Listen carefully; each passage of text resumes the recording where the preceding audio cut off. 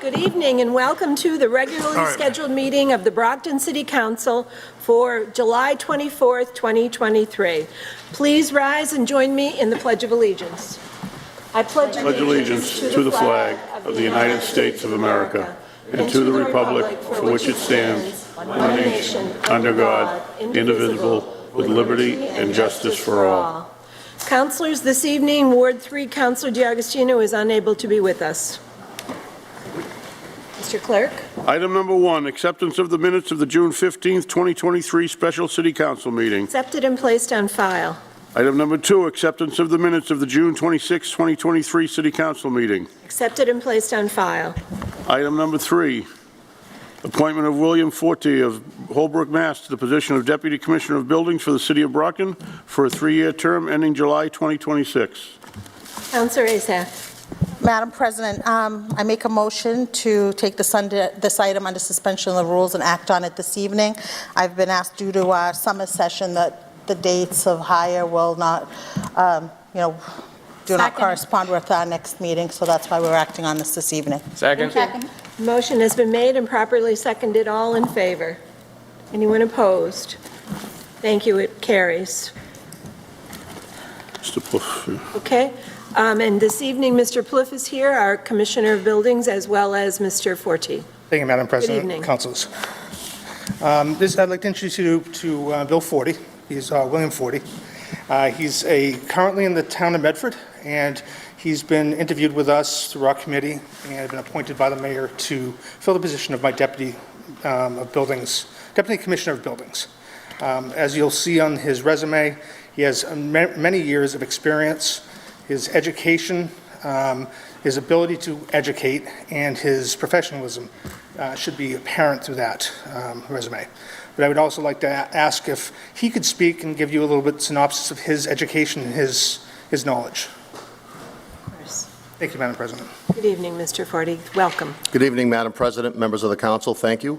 It is a pleasure and an honor to be here tonight before you, seeking confirmation of an appointment to the Deputy Inspector of Buildings for the city.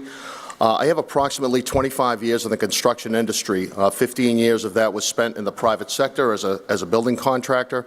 I got certified as a local inspector in 2009, hired in the city of Newton in 2012 as the code enforcement officer, where I was part of the department head unit that we basically helped to run some of the department's more complex than the day-to-day operations.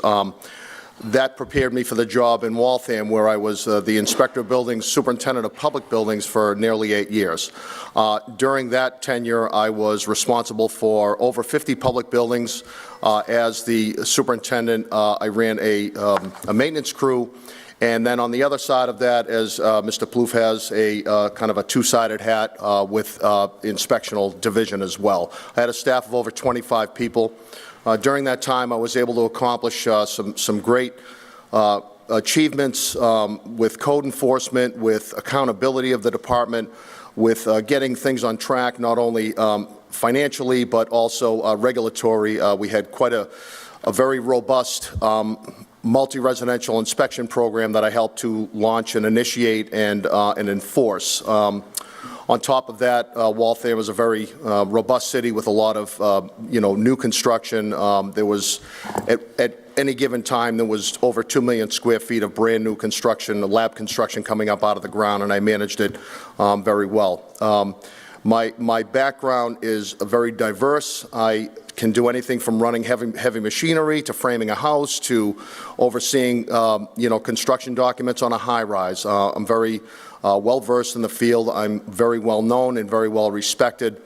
And my goal here is to really roll up my sleeves and dive in. I know that Brockton has many challenges that I'm prepared to, to accept and to take on. I'm very excited. I find the work very satisfying. I find the compliance gives me a good feeling, and I enjoy working with people. I enjoy helping the public. I enjoy upholding everybody's rights, and I enjoy the day-to-day operation of what I do. I'm good at it, and I work hard at it, and I take a lot of pride in it. And so I'm here before you tonight to answer any questions you may have about my background experience or my intentions or my goals. Thank you. Councilors, Councilor Farwell. Thank you, Madam President. For the benefit of the public and all of us, take us through how you get certified as a building commissioner again. Yes, sure. There's a series, Madam President, through you. Yes. There are a series of tests that are taken, 3 at what's called the local inspectors level, which are basically commercial, residential, and fire and life safety. Those are the first 3 exams that are required to become a local certified building inspector. The Inspector of Buildings Building Commissioner exam is a national certification through ICC. The state adopted standards back in 2010 that any Inspector of Buildings Building Commissioner must go through the ICC curriculum, which is pretty extensive. It goes into legal and management. It goes into budgeting. It goes into the whole technical side of the building code. So there is a technology exam that's pretty difficult. It's electrical, plumbing, HVAC. And then on the other side with the management, there is a legal module. There are basics as far as constitutional law is concerned. And the standards are pretty high. I found them to be difficult and challenging, and I was able to get all of those passed by 2012. So I've been a certified commissioner with the International Code Council since 2012, and I will say that is a one credential step above a Massachusetts certified inspector of buildings, because it's an international accreditation, which means that with my certification, I can pretty much go anywhere in the country and run any building department in the country and essentially the world. So it is a worldwide certification. Now, as part of my looking into your background, if I'm not mistaken, you're a lecturer for the International Code Council, or you're on some board that helps revise building codes. Is that correct? So I work with a couple of groups. One of them is the Construction Fire Safety Group that meets in Wellesley. That was a post Cooper Street fire in Waltham in 2017. We had one of the largest construction fires in the United States. And as a result of that fire and other fires that happened at the time, we formed a group to look into construction fire safety. And so I've been part of that group for about 5 years now. I am involved at the local level with Southeastern Mass Building Officials Association, where I know Jim. And we work on educational programs for local inspectors. The next challenge will be, of course, the up-and-coming energy code, which nobody seems to know when it's supposed to be in effect and who's supposed to enforce it and how. So I try to dice those things up and make sense of them. But yes, I do speak. I speak at Wentworth once in a while. I'll speak at some of the regional groups. I spoke up in Portsmouth, New Hampshire. Construction fire safety, basics and code enforcement, administration and enforcement. So I have a pretty good handle. My public speaking skills I'm really good at communicating with others and getting people to understand the fundamentals of some of the intricacies of code enforcement. So yes. And are there continuing education units that you have to earn periodically in order to maintain your certification? Yes, 45 hours every 3 years. The norm is maybe 75 hours in a 3-year span. That's not spending too much time out of the office, but making sure that you have a good handle on what's being offered out there for education. All right, and you're right up to speed with that? I certainly am, yes. Yep. Okay. With the 3-year cycle, yep. Question for Mr. Plouffe, because we're acting on this tonight. Where was this position posted? In other words, how did we find this gentleman? Tell me a little bit about posting the position and the process we went through to get to this point tonight, because I'm not aware of it. So. Sure. In Massachusetts, we have 351 towns, cities and towns. And with those cities and towns, we only have, at most, one building commissioner per town, sometimes deputies. So we're talking a field of 180 to 200 people, about, in the state of Massachusetts, in the Commonwealth, that are certified. And our associations, we have a few different associations, the Southeast Mass Building Officials Association, Mass Federation, we have, I believe, Metro West and MBCIA, which is like the North Shore. With our location, we advertise with the Southeast Mass Building Officials Association. We also posted on the Mass Municipal Association. Then also our website. So we went out to the building officials specifically, and then also to all people looking for state jobs, to the Mass Municipal. Okay, and who interviewed the candidates? There was a committee of 5. I asked the mayor who he'd like to have. It was myself, Sidney Merrow, the chief of staff, Amir Phillips, who's our DEI officer, Deputy Edward Williams, and also Chris Ships, our assistant director of HR. And it was the 5 of us who interviewed the candidates. How many people applied? We had 5 or 6. I have to look back at that number. It was 5 or 6. There was one applicant that didn't get an interview. He did not have the certification of the Certified Building Official certification. He only had the local inspector. So there were minimum requirements to apply, I take it, or? Yes, there were. The posting had that you had to be the inspector buildings / building commissioner certification. All right, so the last question is, this gentleman, if he's approved, is going to work for you. That is correct. Being open and transparent, anything that bothers you about his candidacy, are you absolutely comfortable? Was the committee comfortable with the mayor's recommendation? Yes, we're absolutely comfortable with the recommendation. Mr. Forty had the requisite experience, requisite requirements, and from everything I've understood about him and the association and education, we were very, very enthusiastic about him. All right.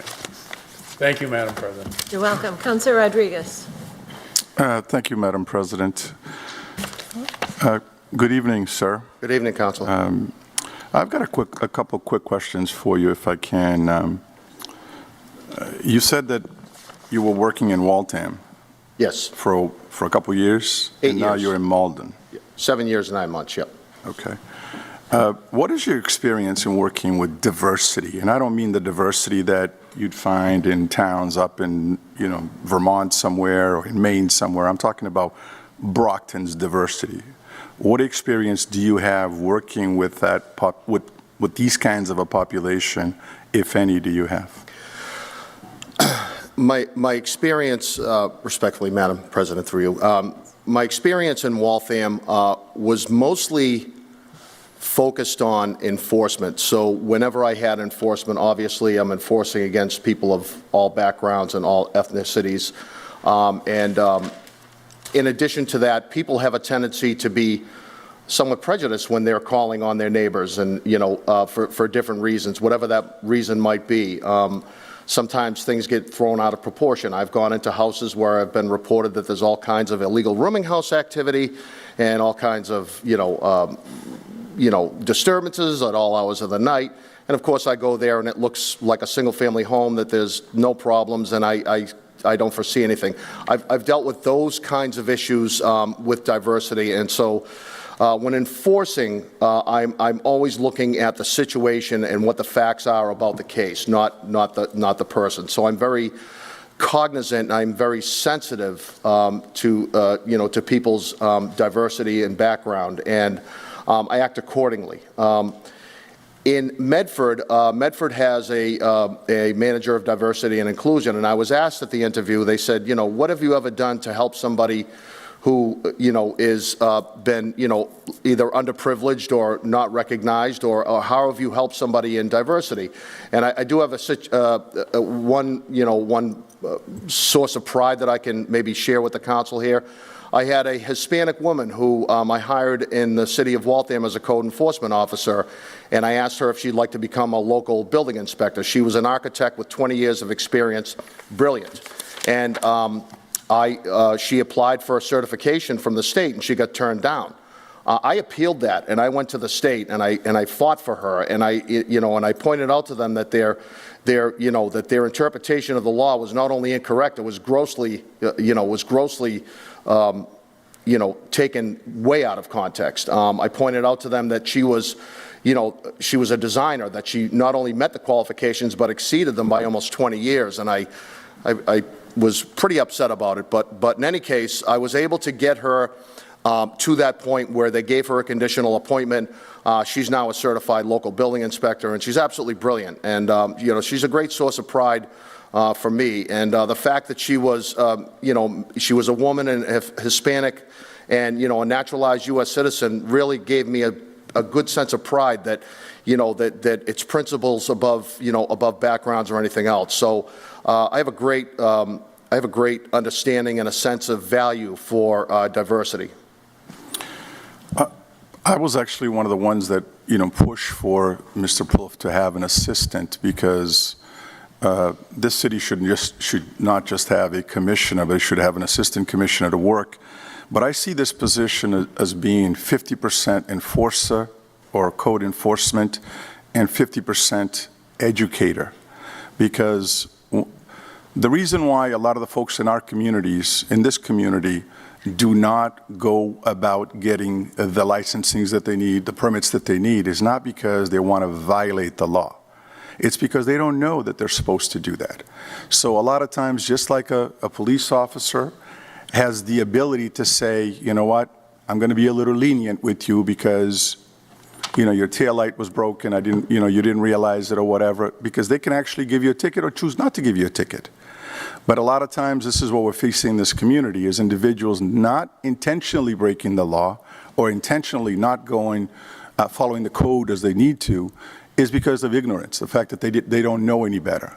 So I'm actually looking for this position as someone who's going to roll up his sleeves and actually get out there in the community and help us do some of that education as well that's greatly needed in this community. Mm-hmm. Because, as you said in your remarks, in terms of having those neighbors making those phone calls, we get it all the time. We get neighbors that, a dog barks the wrong way. They get very upset that the dog should be barking this way, not that way, and vice versa, calling these guys up and calling the city up, calling the police up, because that's how it is. I've had a lady call me not too long ago saying, I don't like that kind of music. Well, you know what? It's kind of too bad. It might not be your music if it's not loud enough that it's bothering anybody else. Just because you choose not to like it, when I last checked, that flag right there basically states that I have the right to play whatever music I want to play, so as long as I'm not bothering you with it. So that's what we need to do, is basically focus on education. I had mentioned it to a couple of the inspectors in the city that we need to do almost like a campaign out in the community to talk about illegal basements. What can we do about illegal basements? Can we come up with some sort of a plan that educates people about why they should not be doing this, or if they're going to do it, at least how to do it properly? So that's what I'm basically looking at, and I hope that you feel the same way, you and your supervisor, to basically feel the same way to help us do that in the city. Would you like me to speak to that? Yeah, please. Yeah, sure, thank you. So during my tenure in Waltham, we used to have a show, I had a cable show, a local cable show called Building Apartment 101, and of course what was on one of the scheduled shows, you can actually Google it right now, illegal apartments, and I think public outreach is equally as important as the public trust. I think a lot of times people lack the confidence that they're going to be able to, attain a permit. And so when people come to the building department, they're already shaky enough. They're already nervous enough. They're like, am I going to get this or not? And so, what I've tried to do is make at least any department that I've run, try to make it approachable, make it interactive, make it easy, make it simple for a person to come in and get a permit by writing down, certain instructions. These are the requirements that you need for this particular permit. I think that having a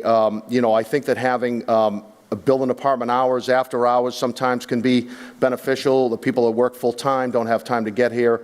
I have a lot of ideas that I think we can apply to this city that are going to really help the citizens understand. Not only the building code, but enforcement. Why do we enforce? You know what I mean? These things can be dangerous and illegal. And certainly we're not there to bust the door down or be the police, but we have a very important job. And I think when the public understands what we're doing, and they understand why, then I think it makes enforcement a lot easier.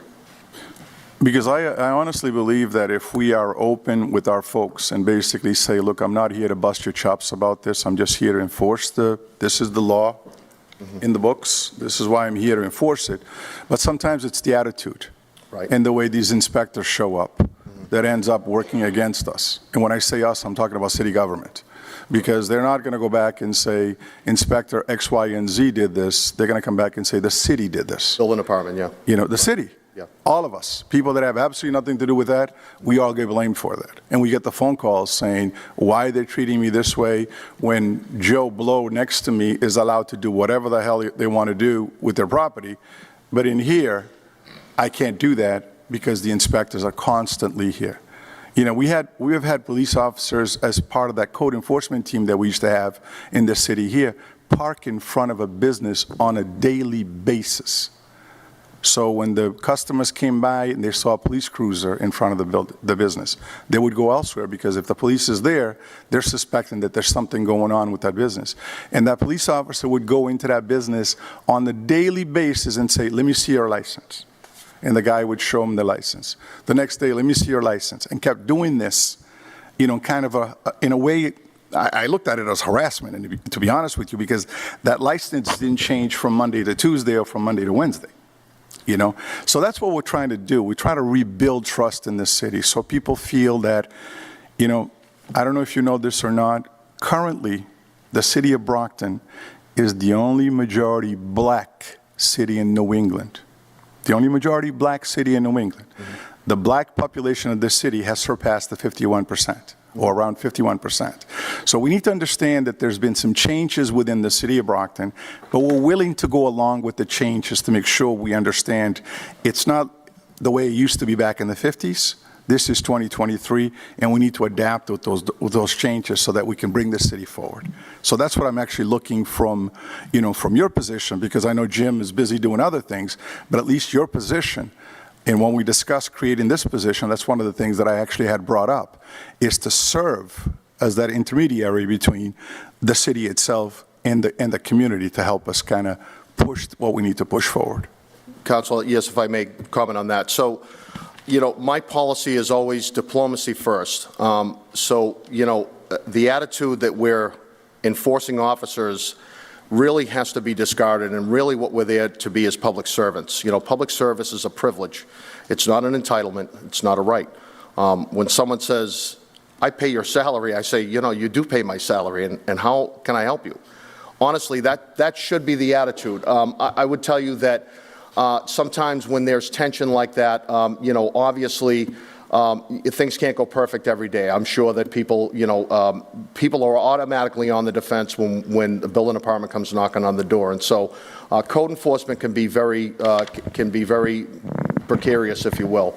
I literally have over 6,000 cases of enforcement experience, and I can tell you each one is different, and every single time you need to adjust to the conditions that you see and the kind of reaction that you get. At least I will probably have more time to interact with staff, and I can assure you that if I see any inconsistencies like that, they'll be corrected.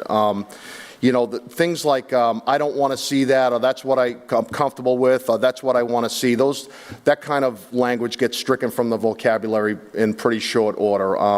And I don't do it by being a jerk about it, because there's, you know, first I really have to win my staff's trust. So they have to know that I'm on my team, you know, that I'm on their team, and that I'm there to support them.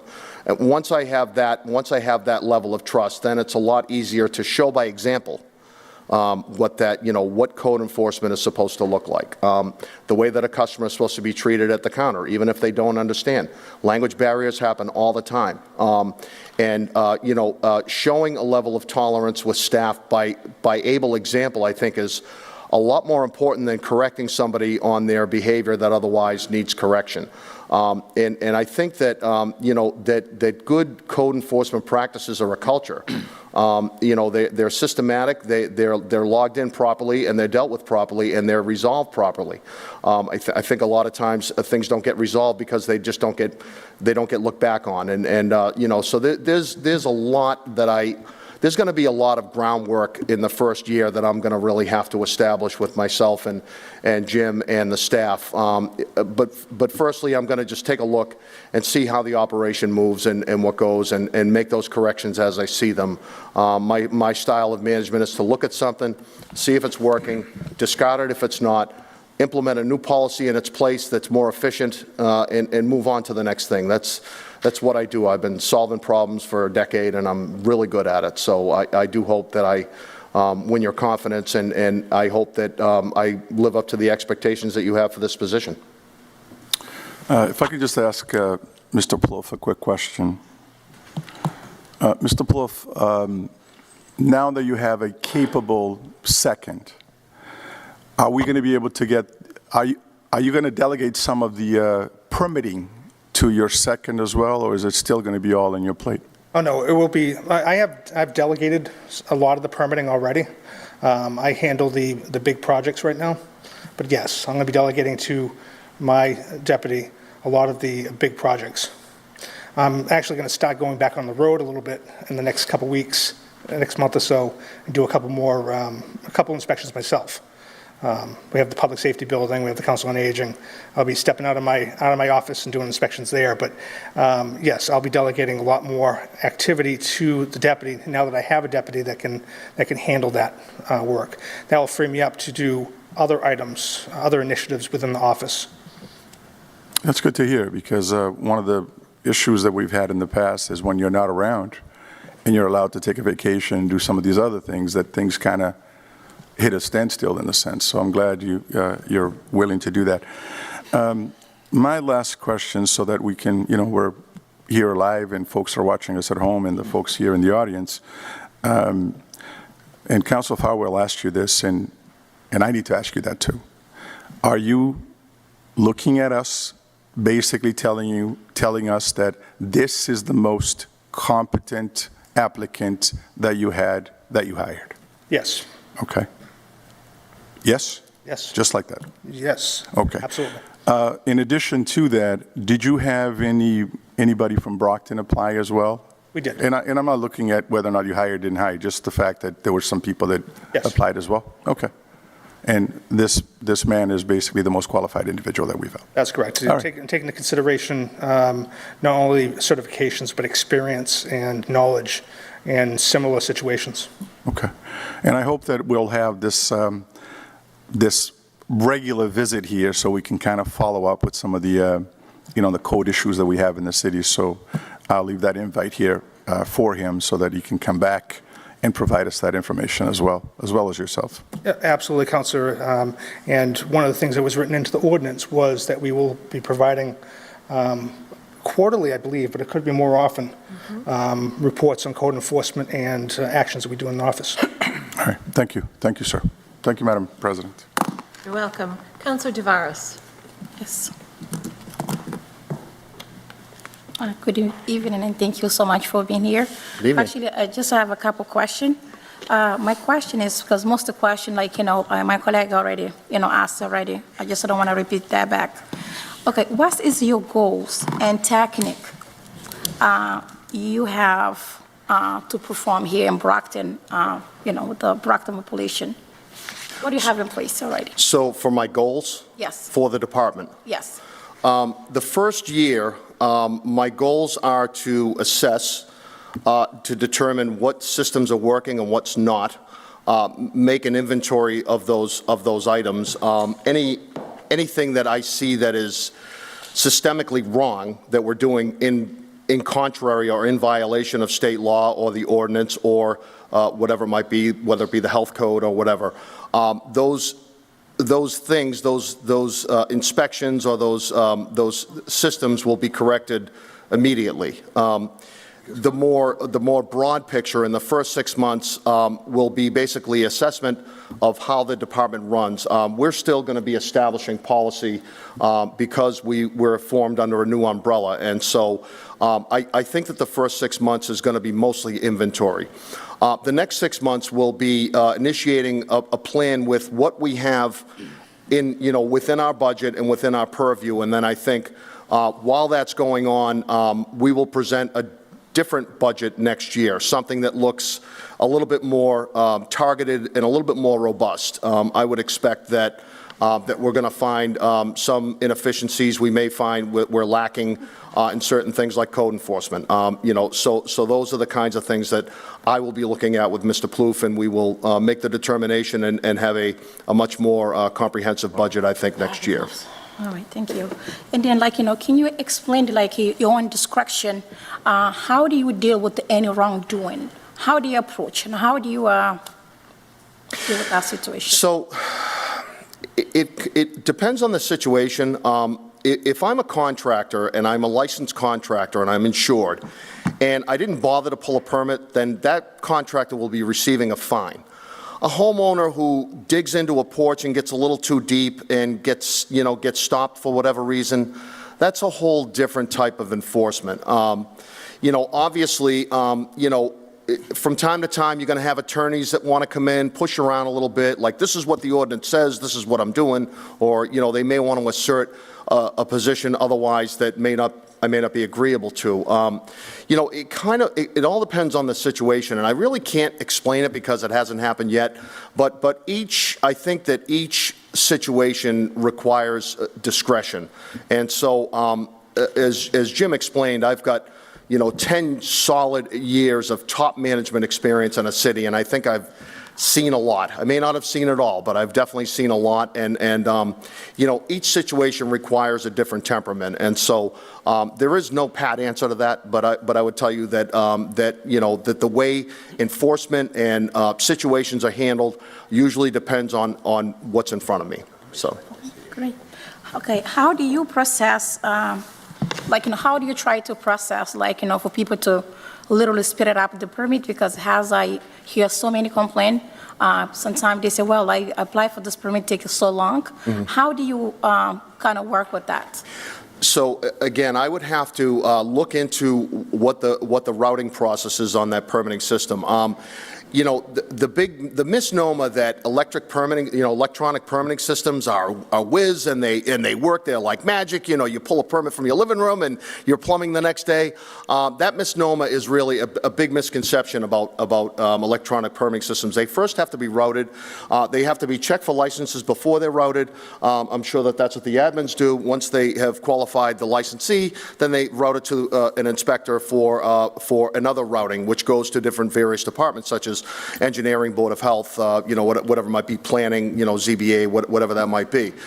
So I would have to look at how those permits are being routed, how quickly they're actually being reviewed as they come in, and then once I have a handle on how that looks, then I will be able to help expedite the process. And that may come in the form of having a discussion with the engineering department saying, hey, listen, we have 30 days, and technically you have 10 days to respond. It's a comment period, That's the kind of thing that I'll be looking into. And I'm very good with working with other departments in such a manner that we're all on the same team, and we're all trying to get the applicant on their way. And so permit expediting is one thing that I'm going to really be focused on. So I can't tell you what's in there yet, but I can tell you that that's on the top priority. All right. For example, if in case you run on the field, you come across someone does not speak English, and then there's a big issues going on, how do you do if you can't communicate it with a person? Are you, because I know in Brockton, most people is a multiple language stuff.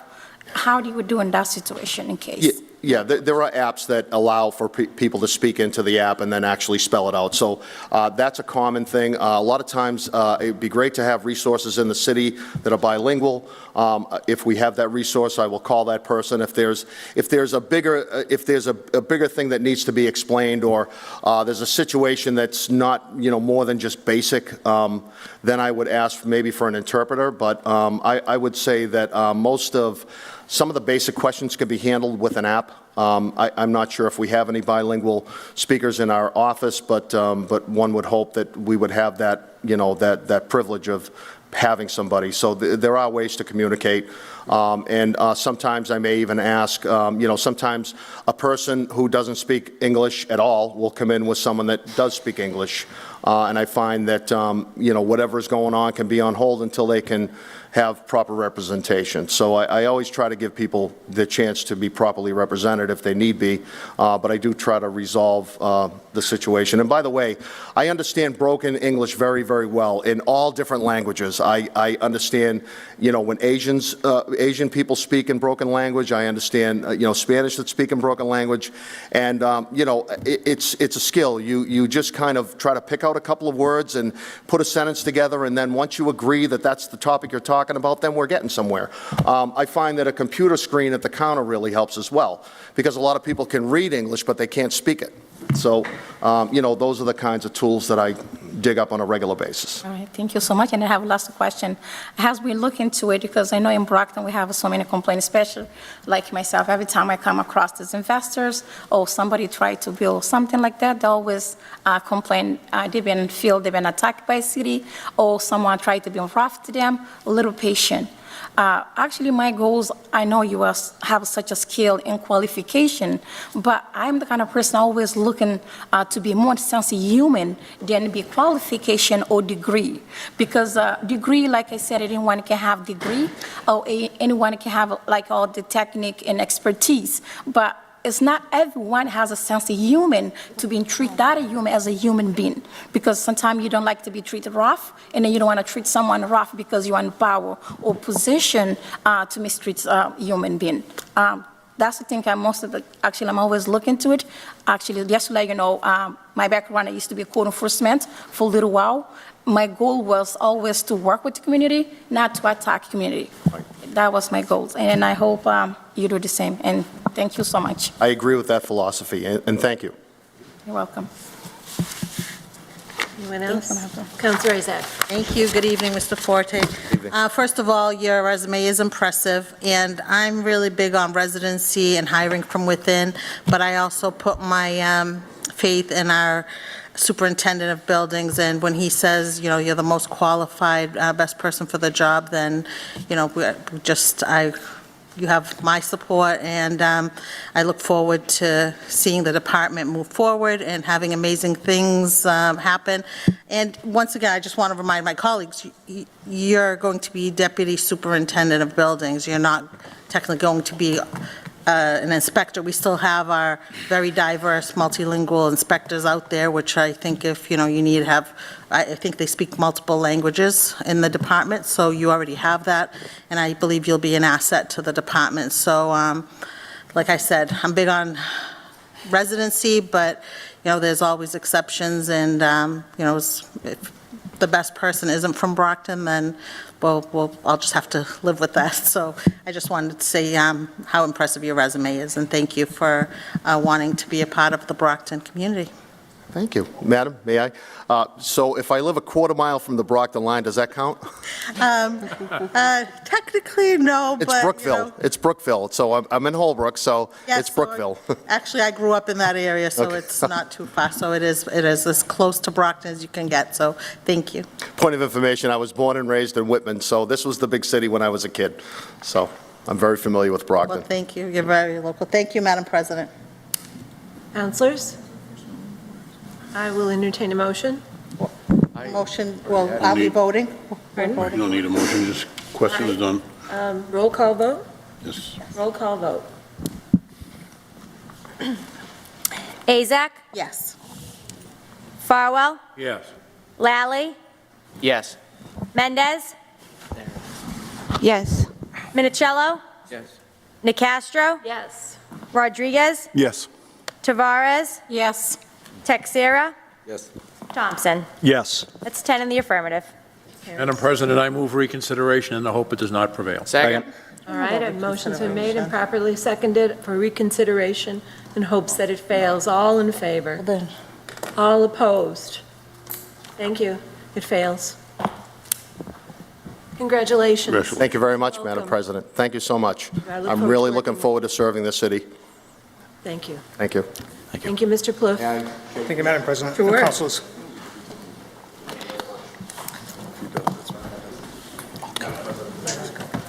Welcome.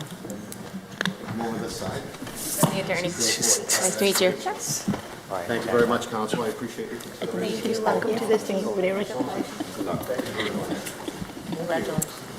I'll give you my number, you can call anytime, all right? Speaks 5 languages. At least, plus gibberish.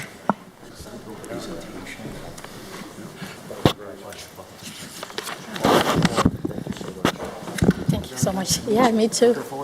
Yes, thank you as well, Sims, as well. Thank you. Yep, just be careful. Hey, you gotta start with this First order of first. business. I don't think that's cold. Yes, Mr. Clerk?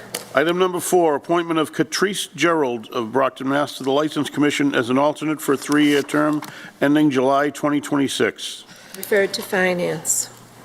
We have the appointment of Janet Landerholm of Brockton, Mass. to the License Commission as a commissioner for a 3-year term ending July 2026. Referred to Finance. We have the appointment of Beverly Post of Brockton to the Women's Commission as a commissioner for a 3-year term ending June 2026. Referred to Finance.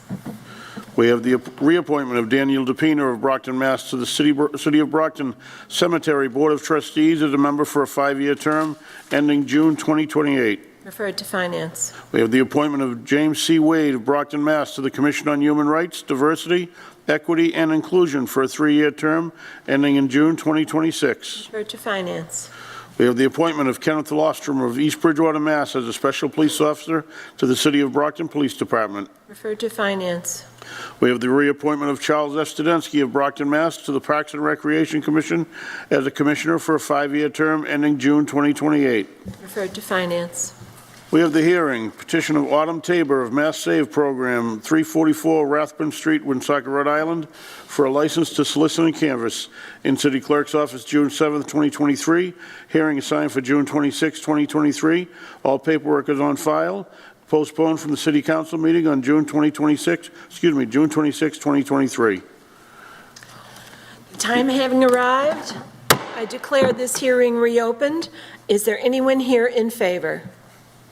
Step Madam forward. President, Yes. I'd like to move that we take 11, 12, and 13 collectively after they're read, and Okay. they're all related.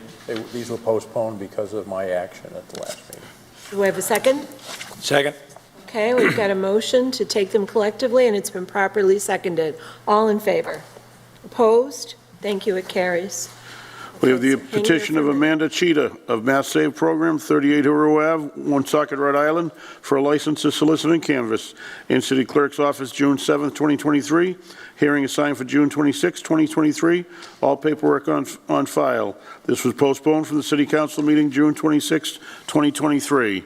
We also have the petition of Daniel Hool of Mass Save Program, 66 Patton Road, Woonsocket, Rhode Island, for a license to solicit and canvass in City Clerk's office June 7th, 2023. Hearing assigned for June 26, 2023. All paperwork is on file. This was postponed from the City Council meeting of June 26, 2023. Okay, the time having arrived, I declare all 3 hearings reopened. Is there anyone here in favor? If so, give your name and address to the clerk. Why don't you begin, Ms. Tabor? Again, we are just here to provide you guys with services that you guys technically already pay for. We're going to come out and make sure your home is more energy efficient and basically eliminate the carbon footprint in the town. That's our goal. And you echo that, Ms. Cheetah? Yep, it's just a no-cost service. We're going to go door to door and hopefully sign people up for their energy assessment. The same for you, Mr. Hool. I triple that. Thank you. Councilor Farwood, did you want to say something? All issues that I had have been resolved, and I would hope the council would act favorably on these requests. Great. Does anyone else have any questions or concerns at this time? Let's start granting by hand vote. Okay, we're going to grant by a hand vote. All in favor? What? Oh, close the hearing. All right, I'm sorry. Does anyone here in opposition to this at this time? If not, I declare that portion closed as well. Okay, and a hand vote. All in favor? Thank you, and opposed? Thank you, and it carries. Good luck to you this summer. Thank you. Thank you for coming back. We appreciate it. Item 14, we have the petition of Clifford Myrtle of 1058 Adams Street, Boston, for a garage license transfer located at 6264 Elliott Street, Brockton, Mass. In City Clerk's office, April 27th, 2023. Hearing assigned for July 24th, 2023. The Fire Department has no objections. All paperwork is on file. Okay. The time having arrived, I declare this hearing open. Is there anyone here in favor? You can state your name, sir. And that would be you, Mr. Myrtle. Give us your name and address. Name is Clifford Myrtle, live at 1058 Adams Street, Boston, Mass. Okay. 02124. Okay, and is there anything you'd like to say to us regarding your business? Yes, I'm applying for a motor vehicle repair and body. Well, right now, we're doing your garage license. Garage license, yeah. Yes. Yes, any questions? So that's what's in front of us at this moment? Yes, Okay. And you're going to operate a business? yes. Okay. And I just wanted to ask you, the petition says that you're of Adams Street in Boston, but this evening when you introduced yourself, you said you were one of my constituents living on East Street. I have a property on East Street, so maybe Councilor Lally got confused. Okay. What address on East Street? 273. Thank you. Okay. Councilor Lally. Thank you, Madam President. Madam President, I did talk to Mr. Myrtle in advance of this meeting, just to, clarify. The property has had a history that is known to the council and to the department, and so Mr. Myrtle has expressed his intention of, restoring the good name to that area. He has owned the property for a year or two, and 21. the property has been cleaned up since then. There are the existing stipulations that come with the motor vehicle repair license, I'll say now, are something that I would be comfortable with as well. Okay. All right. Thank you, Madam President. Thank you. Councilor Azak. Thank you, Madam President. Good evening, sir. And this is a Ward 6 garage, but as Councilor Lally mentioned, it comes with a history of it was very painful for the number of years that it was going. There were some major issues there. So if I understand correctly, you purchased the building and the license. you own the building and the business, correct? And are you going to run the business? Yes. Yourself? The garage business? Okay. The major problems, I'm not sure if you're aware of them, but they were the previous garage license holders, not the building owner, because prior to you, they were two separate, actually 3 or 4 separate entities that were involved in that building. They were parking in the middle of the Elliott Street, they were blocking traffic, they were parking on the sidewalks, and I'm sure you've seen this, but that building really wasn't made to be really a garage. So I just want to make sure I'm sure you've already purchased it or whatever, you've gone through the expenses for this business, but I just don't want to see you go down the same path, because we had to at one point revoke the garage license, the repair license from the previous license holders. This was years ago. So I just don't want to see the same issues happen again, because there's no parking that goes with this business. There really isn't, and I don't know where you're going to find it. And inside the building, whenever the doors were open, the cars were overwhelmingly, it was just, public safety issue. So I just don't want to see you have the same issues. Once again, this is a Ward 6 business. I don't usually get involved, but it was just such a problem building and business that I would hate to see you find yourself in a similar situation down the line. Sure. I talked to the neighbors, and they explained to me what was going on. And since purchased the place, I kept it clean and always there when usually right across the street there's homelesses and everything else dumping stuff in there. I keep an eye on that stuff. I make sure that they move along and all that. And I built a fence because they used to go on the side of the building and sleep on the roof. So I make sure everything is secure. And when I first purchased the building, my intention wasn't to open a garage. I tried to talk to National Rent-A-Car to see if they can get a place to put their cars inside, and people would come and rent the place, and nobody would be parking the street, just drop off and take off. And I even tried to talk to Amazon to see if they have a small fleet, Eversource to see if they have the fleet of inspectors to come and park their cars and just take off and go do their business. But it's hard to get in touch with them.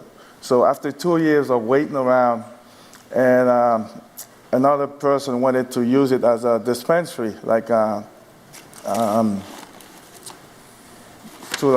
distribution, and it didn't go through. So because there's so many licenses out there, so I just waited, and then I said, well, I might as well, open a business. I'm a master plumber. I worked for the city of Boston for the last 30 years, and I'm still employed in the city of Boston. And I run the site next to, out on Alfred Street, next to the casino. I run the whole site over there. And I dealt with the public for the past 30 years, being on the road as a plumber, going to the ratepayers' houses and talk to them and handle their business, take care of their problems and all that. I have no problem with any of the,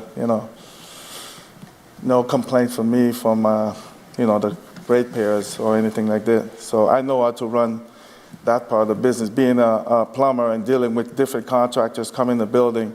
So I know how to set the stage and say, if I have people working for me, and by like 7 or 8 o'clock, whatever the city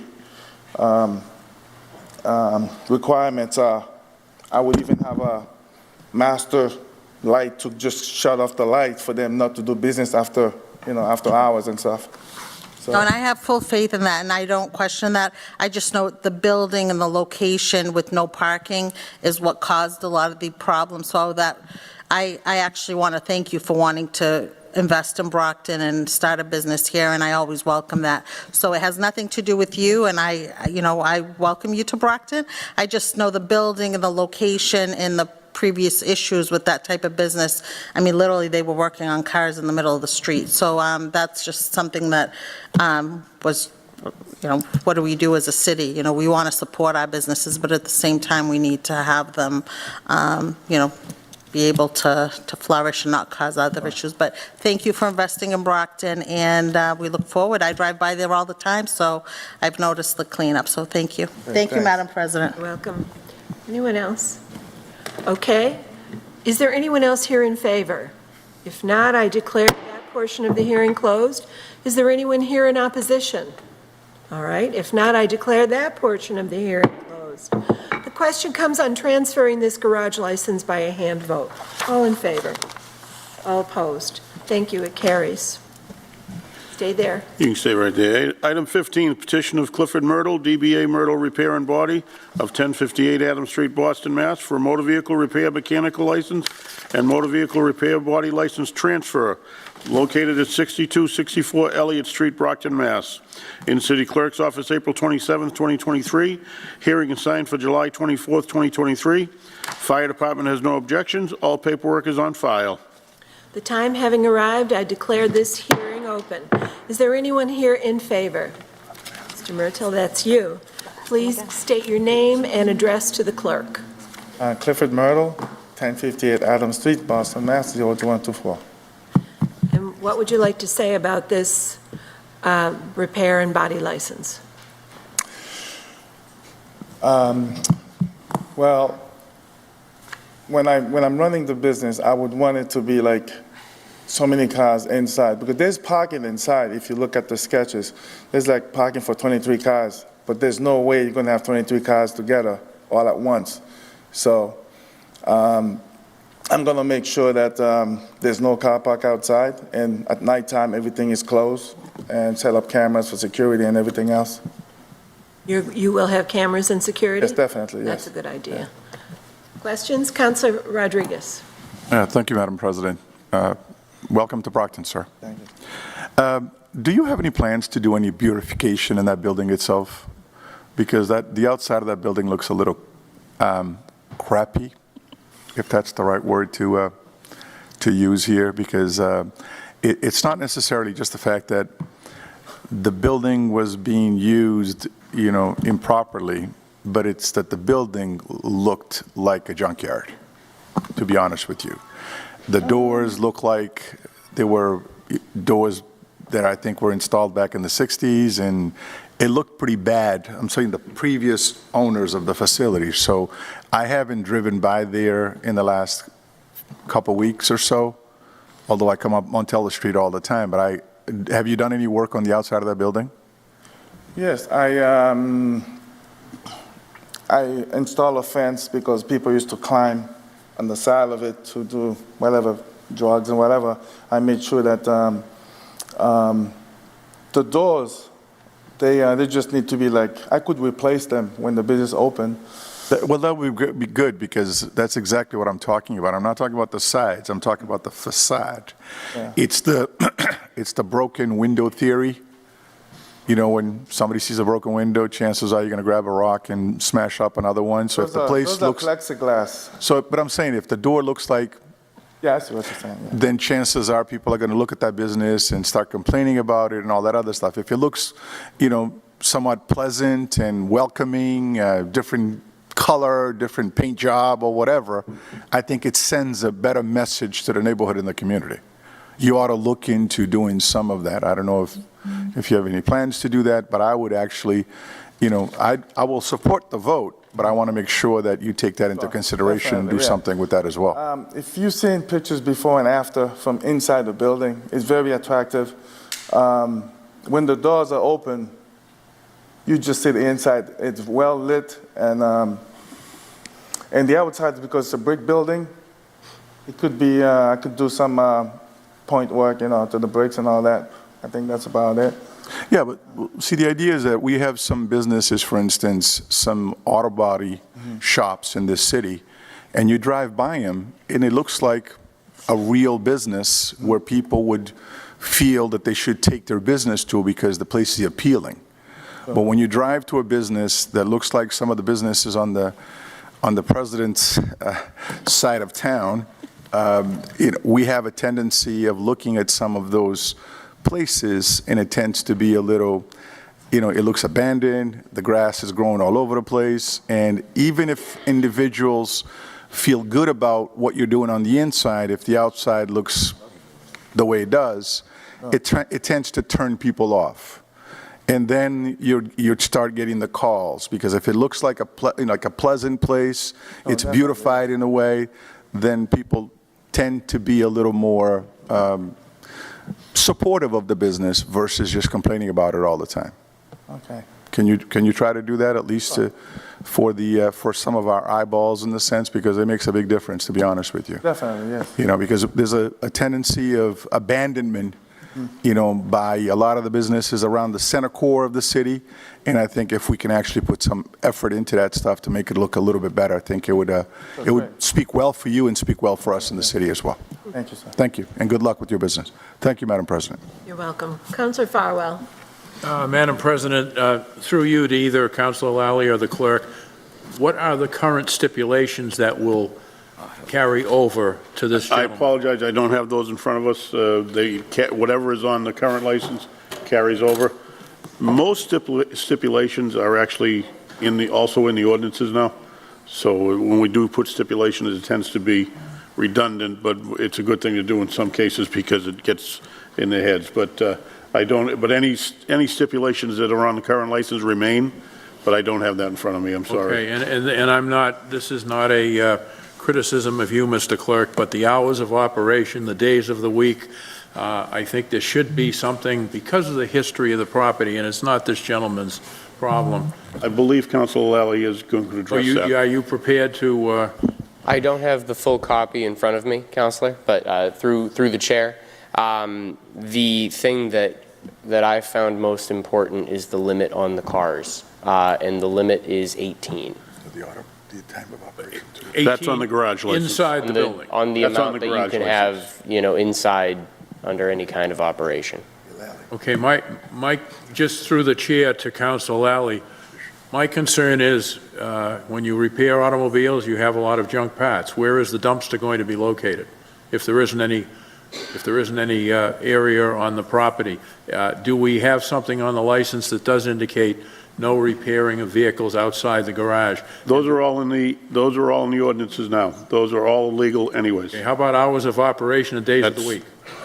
There is certain stipulations in the law, but quite often you as counselors add to I mean, add to it's that. just hard to deal with certain stipulations. I don't know what they are. I agree. I right? apologize that we don't have the old license in front of us, but hours of operation, there are city rules regarding that, but also, generally speaking, quite often, the councilors will put something on that. Mr. Myrtle, what are you thinking about for hours of operation? I would say 7 to maybe 6. 7 to 6. Counselor Lally?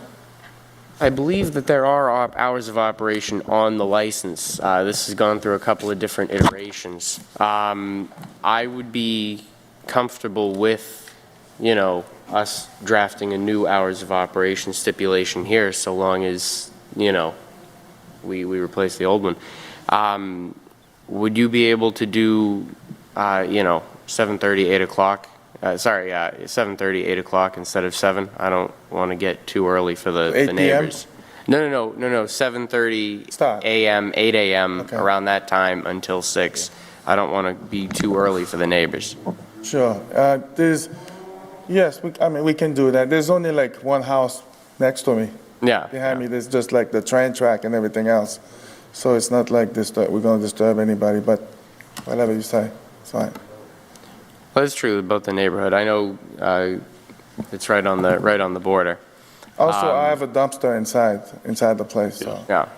Well, that kind of thing would have to be approved by the fire department as No, well. they already- So they've seen they've it, already yes. gone ahead. Dumpster is set by ordinance, and that's. Yeah. Yeah, that's ordained. Yes. It's ordained and it's checked by the fire department. And also, believe me, for the metal parts, people come every day trying to get the parts out of there, so. Crap. What about Saturday?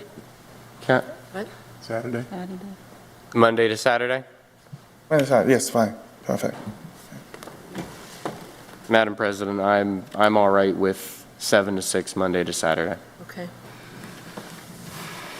I thought he had said 7:30 to 6. 7:30 to 8 is what we were talking about. So we'll do 8 a.m. to 6 p.m. 8 to 6, okay. Yeah. 8 a.m. is pretty good. Anything within that range. We're thinking 8 a.m. is late. Why don't Yeah, you it is stay late. with the 7:30? 7? Yeah. People drop their cars on the way to work. We'll call it 7 a.m. then, Okay? which is what I... And will that work for you, Mr. Myrtle, 7 in the That's morning great. until That'd be 6 at perfect. night, Yes. Monday through Saturday? Yes. Okay, very good. Even Saturday, 2 o'clock, just to, 2 o'clock, you know, okay. yeah. You don't have to stay open as late as they say. Exactly, yeah. Just gives you the Yeah. ability to. Yeah. Counselor Farwell?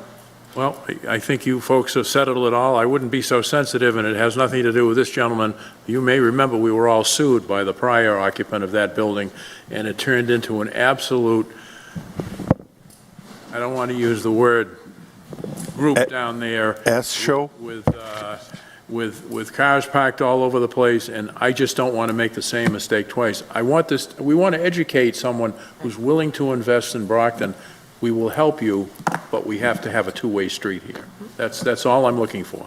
So if we have ordinances that we might be able to transmit to him that would be helpful for him to understand things, then I think we should do that. It's not fair to just tell him, yeah, go Everyone ahead, receives then we copies don't. of those when they come in for an application. Thank you. Anyone else? Okay. Hearings. I got it. Is there anyone else here in favor? All right, if not, I declare that portion of the hearing closed. Is there anyone here in opposition to this license? Okay, if not, I declare that portion of the hearing closed. So the question comes on transferring this motor vehicle repair mechanical and body license by a hand vote. Can I ask that the council make those now stipulations as a motion to add to this? Okay, Counselor Lally. Madam President, I'd move to add the stipulation of hours of operation 7 a.m. to 6 p.m. on the days Monday through Friday and Saturday. Okay, Second. all right. All in favor? Opposed? Thank you, it carries. Thank you, Madam President. And now the question on transferring the motor vehicle repair mechanical and body license as stipulated by a hand vote. All in favor? And opposed? Thank you, it carries. Good luck to you. Thanks, Thank you very everyone. much. Thank you. Item 16, we have the report of the Finance Committee for its meeting of July 10th, 2023. Accepted and placed on file. Communications, we have a communication from the mayor appointing William Forte of Holbrook, Mass. To the position of Deputy Commissioner of Buildings for the City of Brockton for a 3-year term ending July 2026. Accepted and placed on file. Communication from the mayor appointing Catrice Gerald of Brockton, Mass. To the License Commission as an alternate for a 3-year term ending July 2026. Accepted and placed on file. Communication from the mayor appointing Janet Landerholm of Brockton, Mass. To the License Commissioner as a commissioner for a 3-year term ending July 2026. Accepted and placed on file. Communication from the mayor appointing Beverly Post of Brockton, Mass. To the Women's Commission as a commissioner for a 3-year term ending June 2026. Accepted and placed on file. Communication from the mayor reappointing Daniel DePina of Brockton, Mass. To the City of Brockton Cemetery Board of Trustees as a member for a 5-year term ending June 2028. Accepted and placed on file. Communication from the mayor appointing James C. Wade Jr. of Brockton, Mass. To the Commission on Human Rights, Diversity, Equity, and Inclusion for a 3-year term ending June 2026. Accepted and placed on file. Communication from the Chief of Police requesting the appointment of retired police officer Kenneth Lofstrom of East Bridgewater, Mass. As a special police officer to the City of Brockton Police Department. Accepted and placed on file. Communication from the mayor recommending the same. Accepted and placed on file. Communication from the mayor reappointing Charles F. Studinsky of Brockton, Mass. To the Parks and Recreation Commissioner as a commissioner for a 5-year term ending June 2028. Accepted and placed on file. Communication from the mayor informing the city council that John McGarry of Brockton, Mass. Is resigning as a member of the License Commission effective June 27, 2023. Accepted and placed on file. Communication from the mayor informing the city council that Ann McCormick of Brockton, Mass. Is resigning as a member of the Cemetery Board of Trustees effective June 6, 2023. Accepted and placed on file. Communication from the mayor in accordance with the general laws of Massachusetts, Chapter 44, recommending that the city council authorize a total appropriation of $55 million using the attached form of order with language as recommended by Attorney Richard A. Manley Jr. of Lock Lord LLP, the city's bond counsel, in order to provide funding through borrowing said amount for the purpose of acquiring a parcel or parcels of land located at 430, 440, 460, and 500 Belmont Street in Brockton. Accepted and placed on file. Communication from the CFO relative to the same. Accepted and placed on file. Communication from the mayor in accordance with the general laws of Massachusetts, Chapter 44, recommending that the city council authorize the proposed land taking located at the following described parcel of land: Brockton Fairgrounds, parcel ID, this in the amount of $55 million. Parcel ID 026-120, 026-117, 026-116, 026-116R, 029-004, 029-045, 029-002. Accepted and placed on file. Communication from the CFO relative to the same. Accepted and placed on file. We have a communication from the Director of Animal Control informing the City Council that recently the manager of Ocean State Job Lot in East Bridgewater, Mass. contacted the Animal Control Department to donate. The company would like to donate $1,500 in the form of a gift card to be spent at the store. It is part of an annual donation program they do for various organizations. This year's drive is called To the Rescue, respectfully requesting this donation be accepted by the council to help provide for the animals in our care and custody. Accepted and placed on file. Communication from the mayor recommending the same. Accepted and placed on file. Communication from the CFO relative to the same. Accepted and placed on file. Communication from the mayor in accordance with the general laws of Massachusetts, Chapter 44, recommending the City Council authorize the acceptance and expenditure of a donation in the amount of $2,500 from the Goddard Foundation to the City of Brockton. The donation will be used for the Brockton After Dark program. Accepted and placed on file. Communication from the CFO relative to the same. Accepted and placed on file. Communication from the Director of Planning and Economic Development requesting that City Council accept this payment and to appropriate it to the Department of Planning and Economic Development as follows. Full-time salaries, 017-60074-511100, $100,000.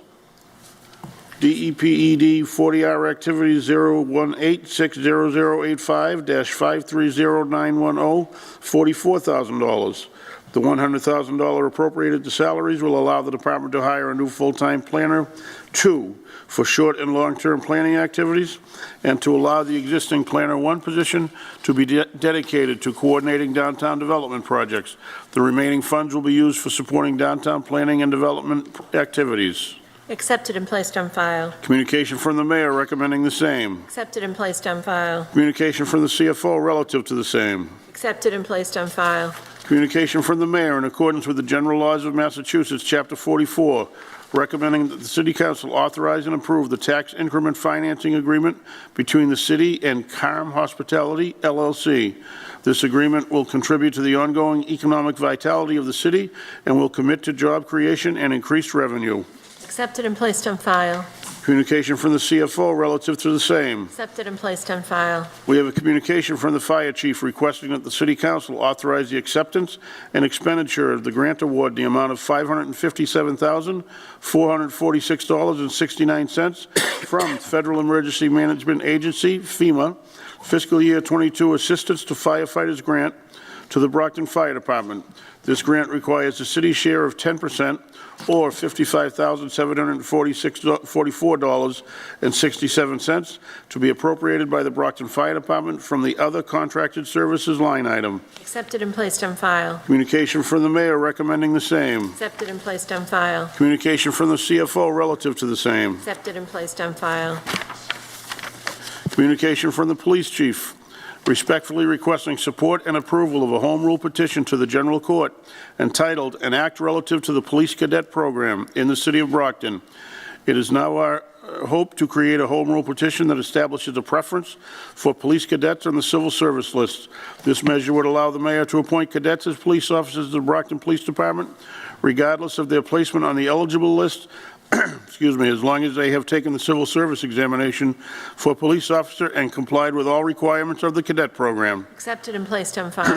From the mayor recommending the same. Accepted and placed on file. Communication from the CFO relative to the same. Accepted and placed on file. Communication from financial analyst Evan Lacasse requesting a residency waiver under Section 2-110 of the ordinances of the City of Brockton.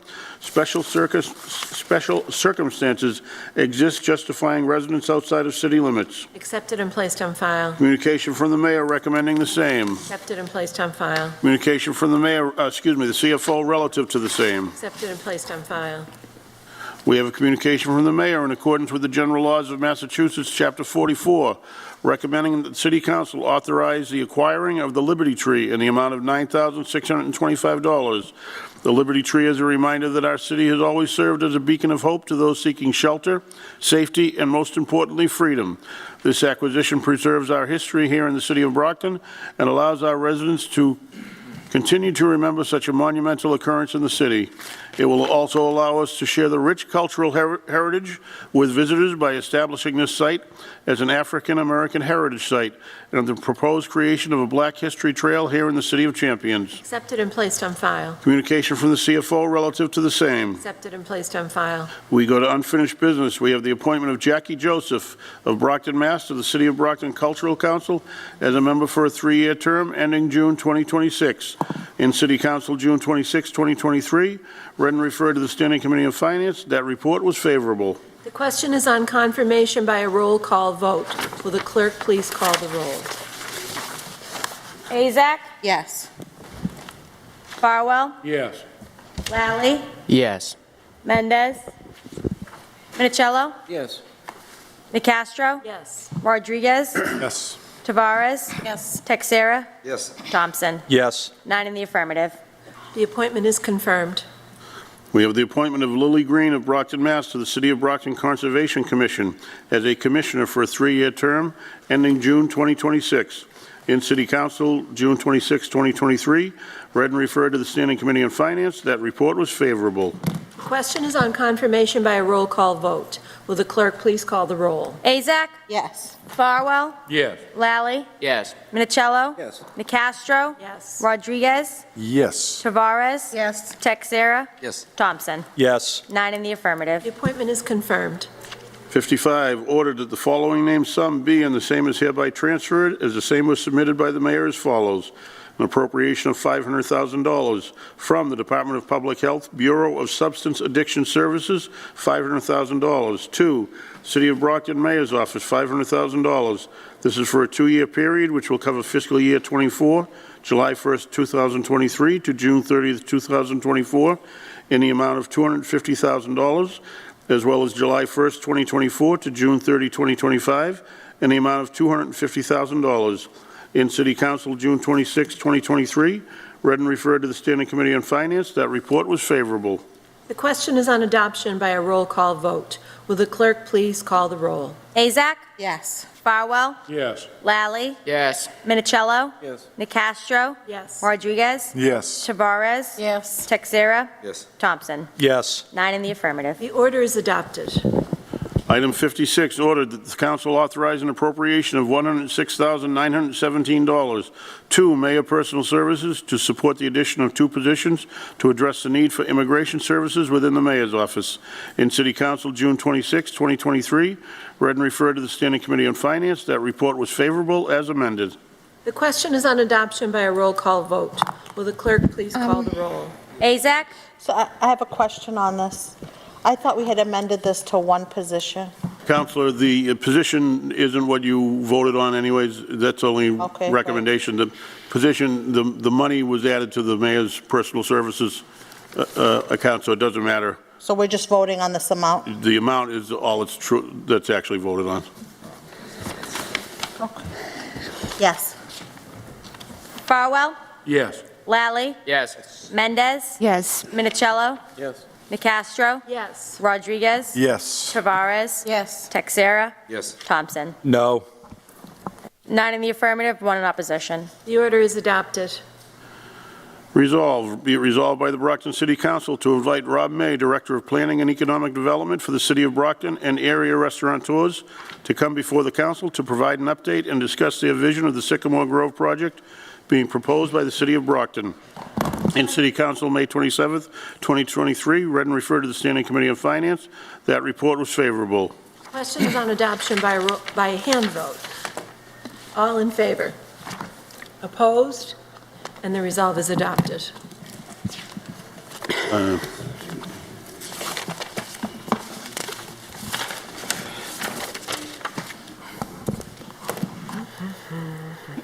I think it is, actually. Yeah. Didn't say that. Counselors, my recollection of that last hearing is that we were going to bring that back into council and then refer it to the Committee on Economic Development. And you're all shaking your heads, yes? Yeah. Yes. So that should be referred to. Yes. Yes, that was. So is it a motion to refer, or? Yeah, the president can just refer it Okay. without a recommendation. So I'm going to refer this to the Committee on Economic Development. Thank you. 57, that was 57. Refer.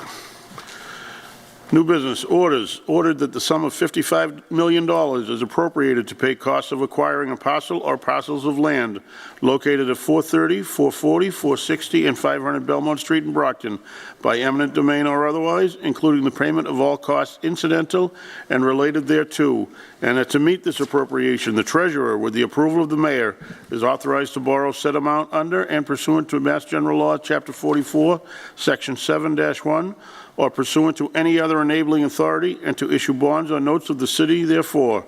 Further ordered that the city treasurer is authorized to file an application with the Commonwealth of Massachusetts Municipal Finance Oversight Board to qualify under Mass General Laws, Chapter 44A, any and all bonds or notes of the city authorized by this vote, and to provide such information and execute such documents as the Municipal Finance Oversight Board of the Commonwealth of Massachusetts may require. Referred to Finance. Item 59, whereas the City of Brockton, a municipality organized and incorporated under the laws of Massachusetts, with a usual place of business located at 45 School Street, Brockton, Mass., is authorized pursuant to Section 30 of Chapter 43, Section 14 of Chapter 40, and Chapter 79 of the General Laws, all as amended, to take in fee in the name of the city for any municipal purpose, any land within the limits of the city not already appropriated for public use. And whereas the public benefit of the inhabitants of the city of Brockton require that land described below be taken in fee for the purposes of master plan redevelopment, preservation of open space, office use, stimulation of economic growth / development, job creation, and all open space, job creation and all accessories uses thereto, or any other municipal purposes, and for all purposes and uses accessory thereto, the project.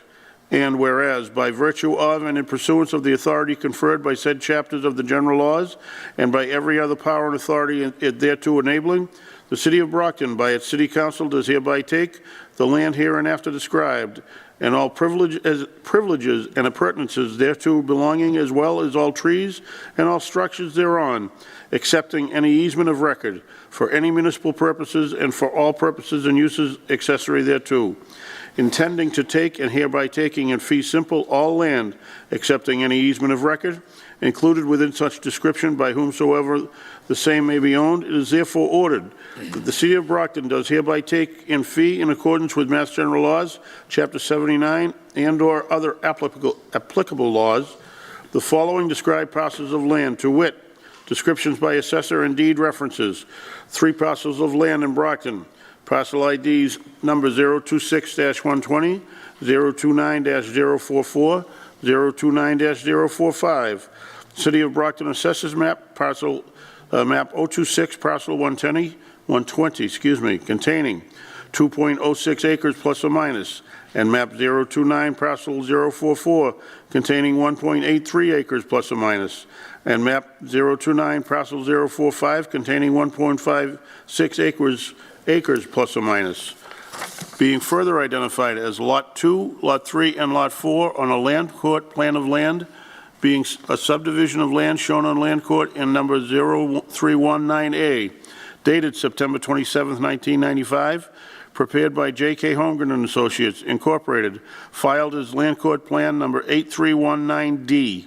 For title reference, see certificate number 89403. We have considered and estimated the damages sustained by all persons who have not waived damages in their several estates, and hereby determine and award the same as follows: to be paid by the bond amounts previously authorized by the City Council for purchase or taking of property for purposes of master plan redevelopment, preservation of open space, office use, stimulation of economic growth / development, job creation, and all necessary uses thereto, or any other municipal purposes, and for all purposes and uses accessory thereto. The damages awarded with respect to said parcels of land are $9,161,339.42, and the supposed owner is Massasoit Greyhound Association, Inc. Said taking shall include all trees, soil, or fixtures thereon. Referred to Finance. Number 60. Whereas the City of Brockton, a municipality organized and incorporated under the laws of Massachusetts, the usual place of business located at 45 School Street, Brockton, Mass., is authorized pursuant to Section 30 of Chapter 43, Section 14 of Chapter 40, and Chapter 79 of the General Laws, all as amended, to take in fee in the name of the city for any municipal purpose, any land within the limits of the city not already appropriated for public use, and whereas the public benefit of the inhabitants of the city require that land described below be taken in fee for the purposes of master planned redevelopment, preservation of open space, office use, stimulation of economic growth / development, job creation, and all accessory uses thereto, or any other municipal purposes, and for all purposes and uses accessory thereto, the project.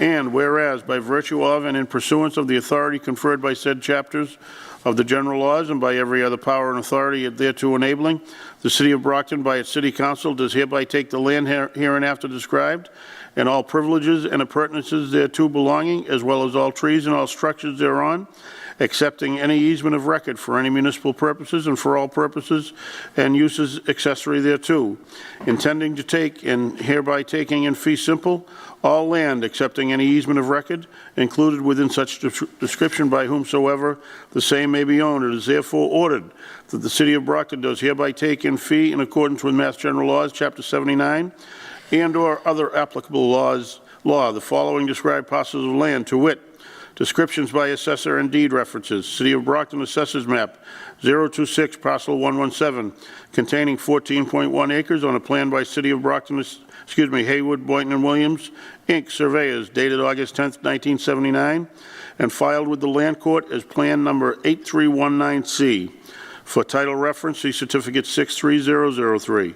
We have considered and estimated the damages sustained by all persons who have not waived damages in their several estates and hereby determine and award the same as follows: to be paid by the bond amounts previously authorized by the City Council for purchase or taking of property for purposes of master plan development, preservation of open space, office use, stimulation of economic growth / development, job creation, and all accessory uses thereto, or any other municipal purposes, and for all purposes and uses accessory thereto. The damages awarded with respect to said parcel of land are $13,180,835.07, and the supposed owner is George L. Carney, Jr., trustee of the Carney Office Building Trust. Said taking shall include all trees, soil, or fixtures thereon. Referred to Finance.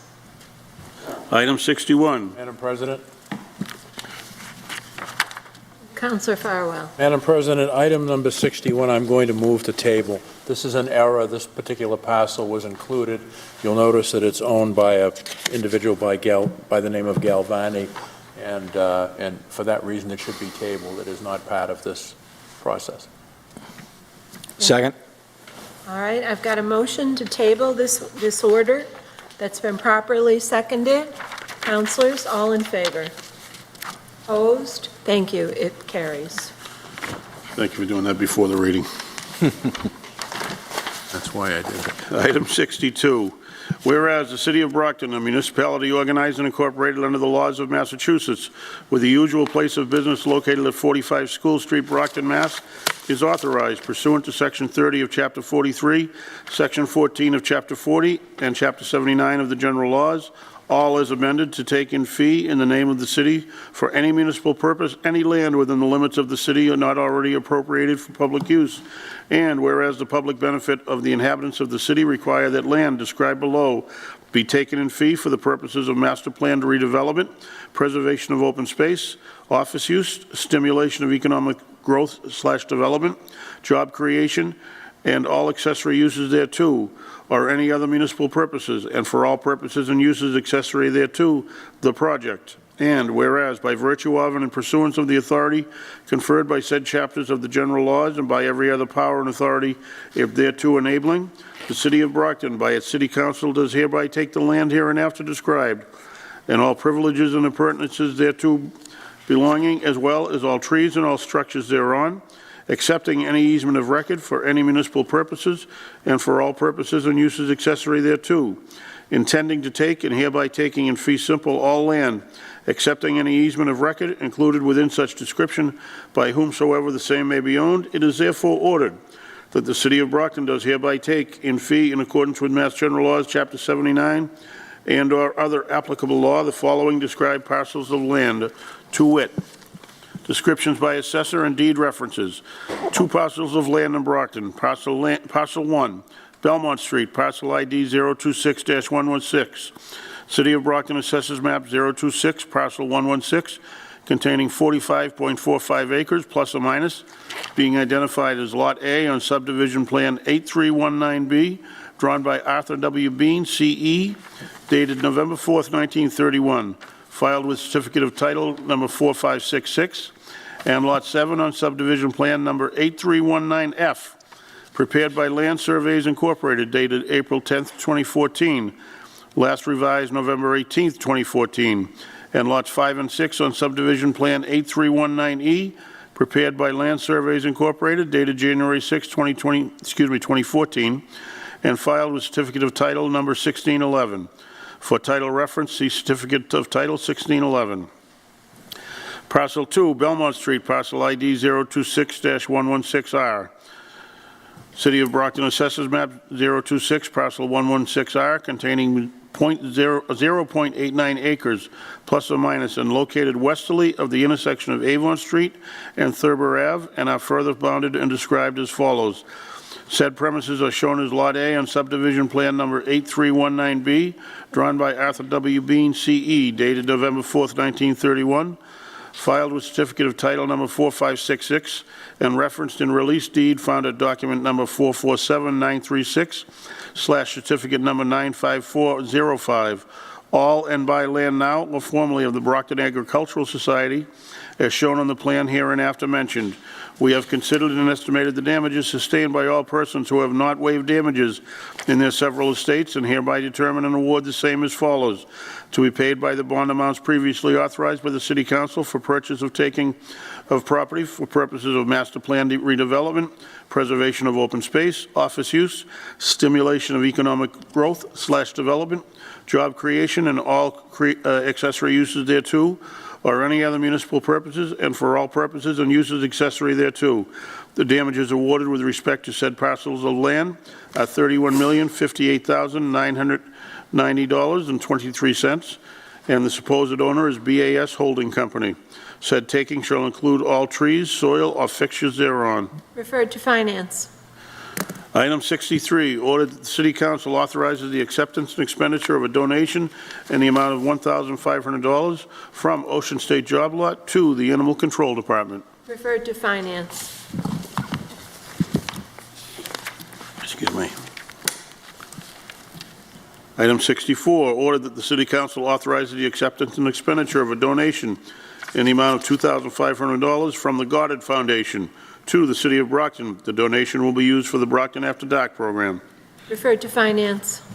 Item 65, order that the following named sum and the same is hereby transferred as the same was submitted by the mayor as follows: appropriation of $144,000 from the Department of Housing and Community Development to the City of Brockton, Mass 40 Ashmark Growth Fund, $144,000. Referred to Finance.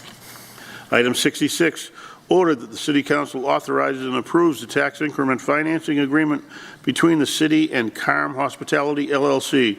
This agreement will contribute to the ongoing economic vitality of the city and will commit to job creation and increased revenue. Referred to Finance. 67, order that the following named sum be and the same is hereby transferred as the same was submitted by the mayor as follows: appropriation of $557,449.69. This grant requires the city's share of 10% or $55,744.67 to be appropriated by the Brockton Fire Department from the other contracted services line item. From the Federal Emergency Management Agency, FEMA, $557,446.69, to the Brockton Fire Department Fiscal Year 22 Assistance to Firefighters Grant, $557,446.69. Referred to Finance. Order number 68, ordered. Move that the city, Excuse me. Seeing as item number 68 takes up an entire page, and we've been using the clerk's voice for a lot of the evening, I'd like to make a motion that we waive the reading of the entirety of it and just go with a summary. Actually, I really need to read it, don't I? Never mind, I withdraw my motion. No, actually, council says we don't have to. I'll synopsize. Okay. So if you, Okay. So a motion's been made. Second. Seconded. All right. All in favor to suspend the reading? Thank you. It Thank you. carries. the motion, the order is move that the City Council vote to authorize the mayor to petition the general court for a special act in a form set forth in the document entitled An Act Relative to the Police Cadet Program in the City of Brockton, which amends the state civil service rules that govern police departmental hiring by establishing a new preference for Brockton police cadets, provided, however, that the general court may make clerical or editorial changes of form only to the bill, unless the mayor approves amendments to the bill before enactment by the general court, and provided further that the mayor is hereby authorized to approve amendments which shall be within the scope of the general public objectives of this petition. Referred to Finance.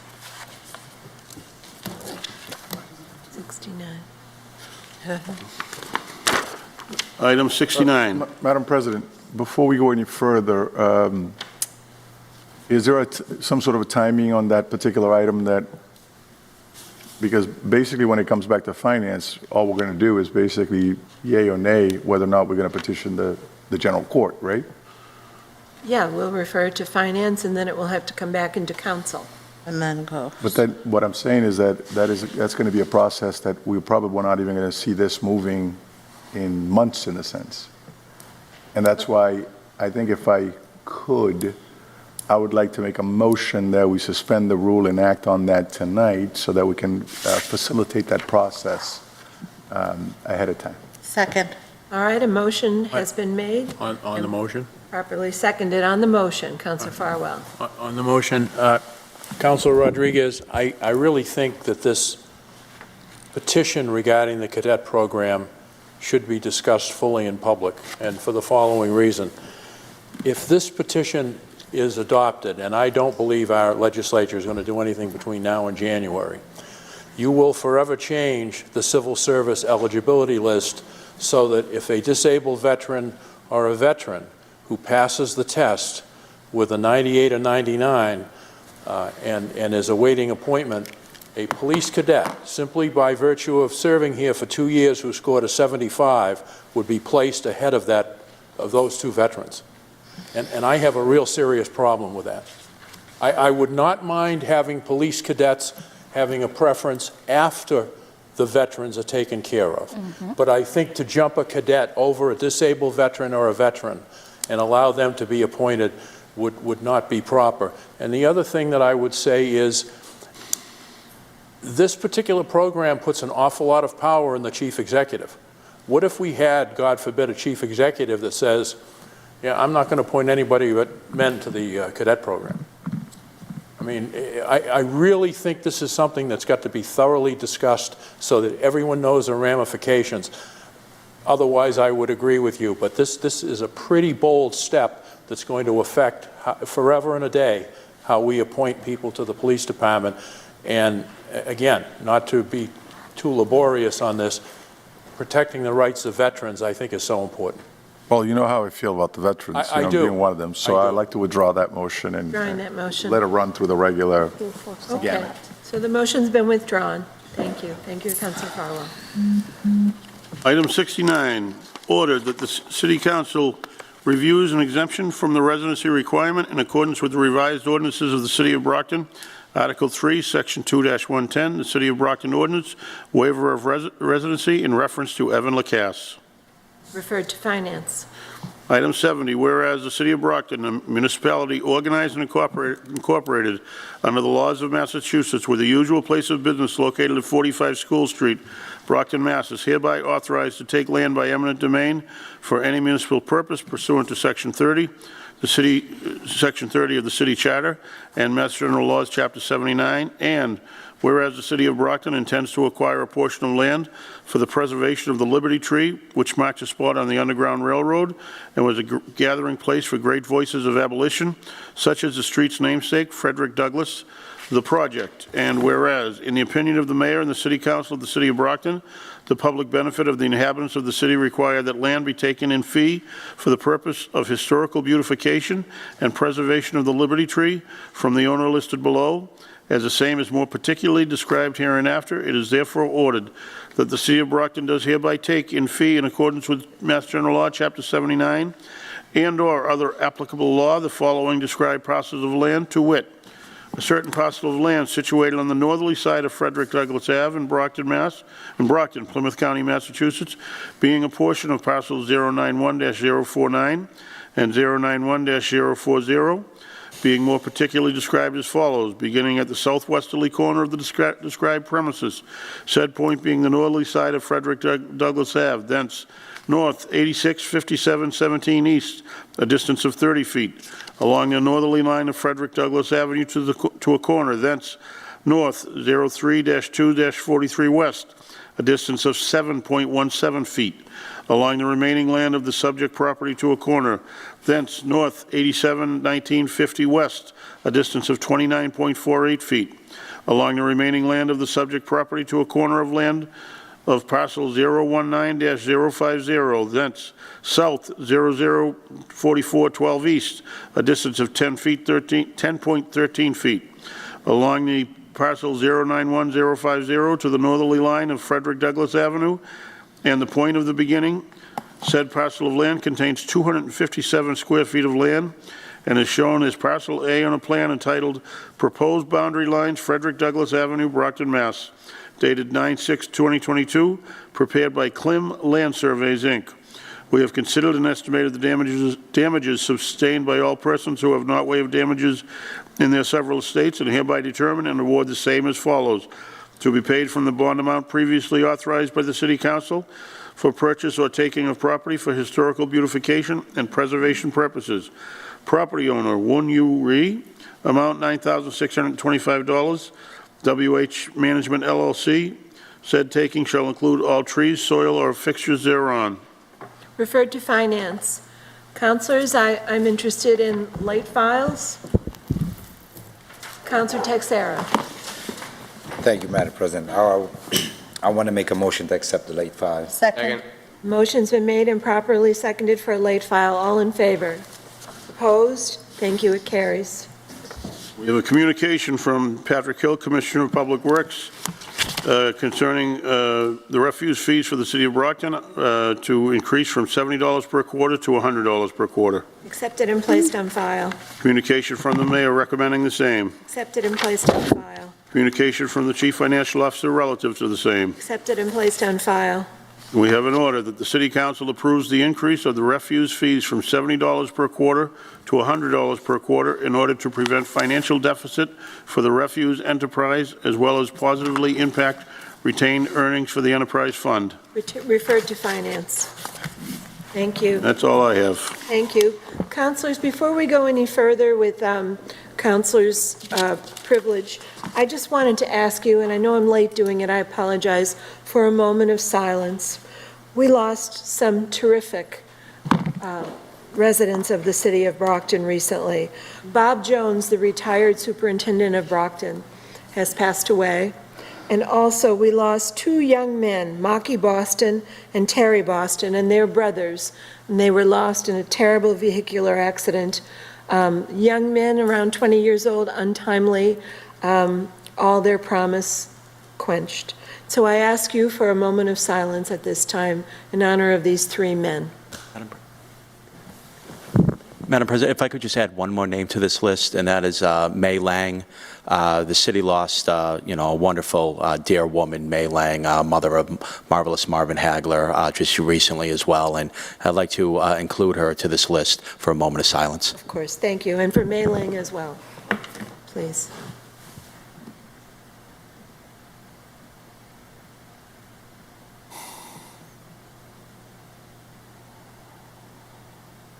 Thank you. Councilor's recognition. Councilor Asak.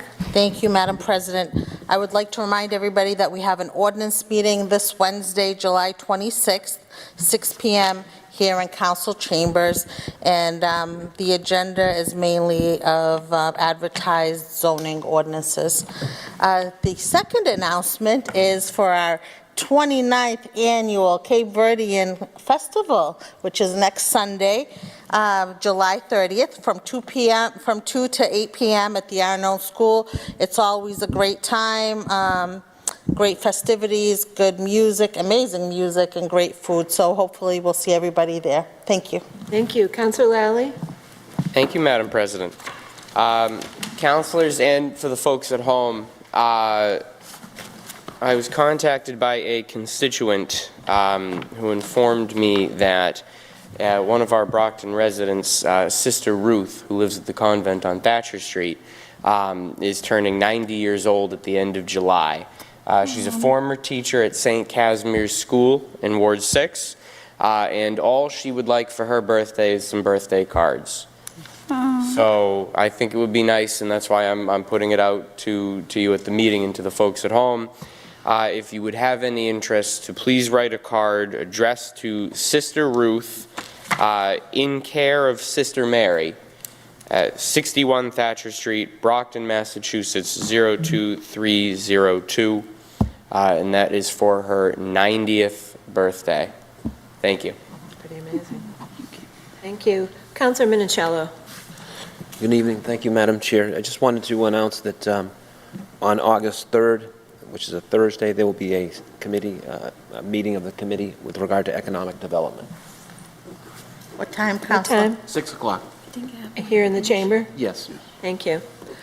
Okay. One more, actually.